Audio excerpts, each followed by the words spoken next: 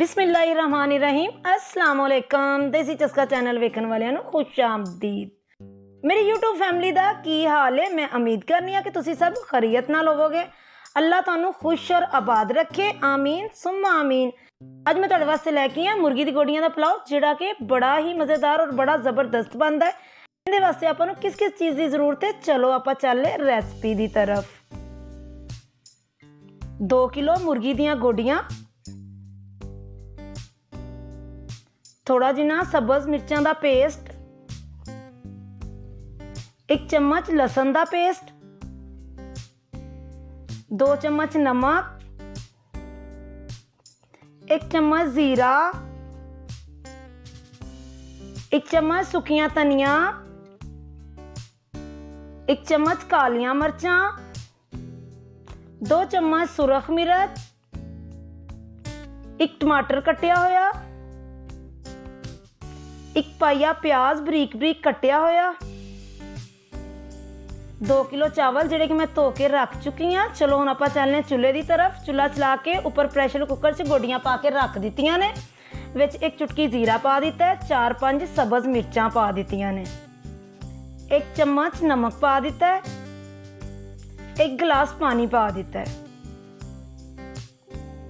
Pressure cooker नूं आपां 25 minute वास्ते बंद करना। वेख सकदे हो होर कोई चीज़ नहीं पाई।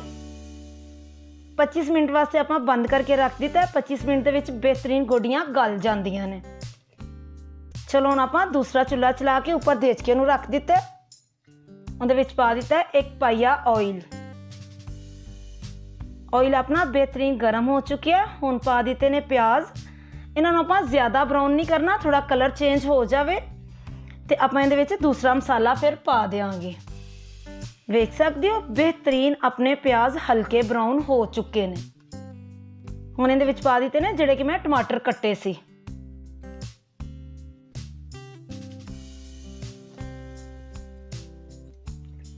हुण पा दिता है लसन दा पेस्ट,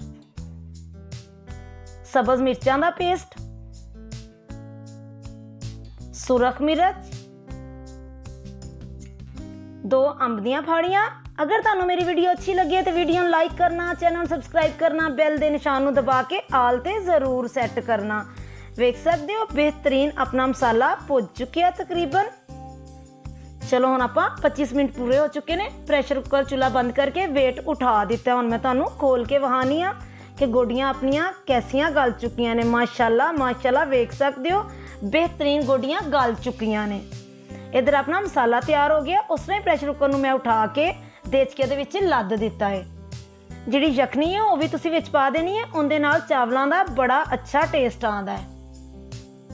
अच्छे तरीके नाल हिला देंगे ताकि गोडियां दे विच मसाला मिक्स हो जाए। कालियां मिर्चां 1 चम्मच पा दित्तियां ने, सुखियां धनिया, जीरा, नमक हसबे ज़ायका तुसीं कम ज़्यादा भी कर सकते हो। अच्छे तरीके नाल हिला के मसाले नूं मिक्स कर देंगी। मैं थोड़ियां जिहियां सब्ज़ मिर्चां खाली ऑयल दे विच ब्राउन कीतियां ने, वो विच पा दित्तियां ने हाफ फ्राई करके। इन्हां दे नाल चावलों का यकीन जानो बड़ा अच्छा और बड़ा ज़बरदस्त टेस्ट आंदा है। तुसीं गोडियां वाला पुलाव बनाओगे तो तुसीं इंशाल्लाह बिरयानी नूं भुल जाओगे, इन्ना मज़ेदार पुलाव बनता है। माशाल्लाह माशाल्लाह वेख सकते हो कितना ज़बरदस्त अपना मसाला तैयार हो चुका है। 2 किलो चावलों नूं 4 किलो पानी लगेगा। तुसीं वजन भी मिन सकते हो या कोई बर्तन भी मिन सकते हो। इन्हूं अच्छे तरीके नाल हिलावांगे ताकि पानी और मसाला गोडियां मिक्स चंगी तरह हो जान। अगर तुहानूं मेरी वीडियो अच्छी लगे तो कमेंट दे विच अपनी राय का इजहार जरूर करिया करो ताकि मैं तुहाडे वास्ते अच्छी अच्छी वीडियो लैके आ सकां। वेख सकते हो मैं तकरीबन 10 मिनट का दम दिता सी। 10 मिनट च बेहतरीन उबाला पै रहा है। हुण आपां इहदे विच पावांगे चावल जिहड़े कि मैं धो के रख चुकी सां। वेख सकते हो माशाल्लाह कितना अच्छा और कितना ज़बरदस्त कलर भी लग रहा मसाले का।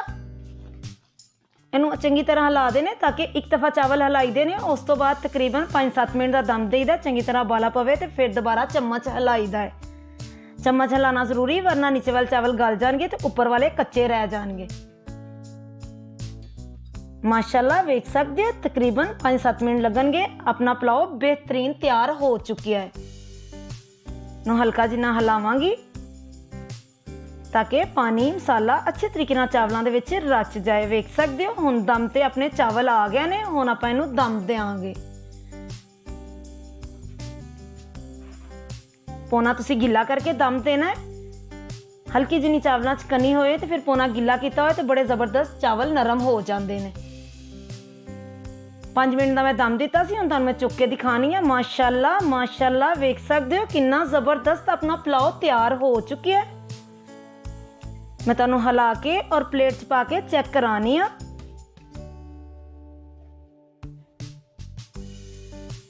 वेख सकते हो माशाल्लाह माशाल्लाह कितना अच्छा और कितना जबरदस्त अपना पुलाव तैयार होया। वेख सकते हो दाने नाल दाना नहीं लग्या।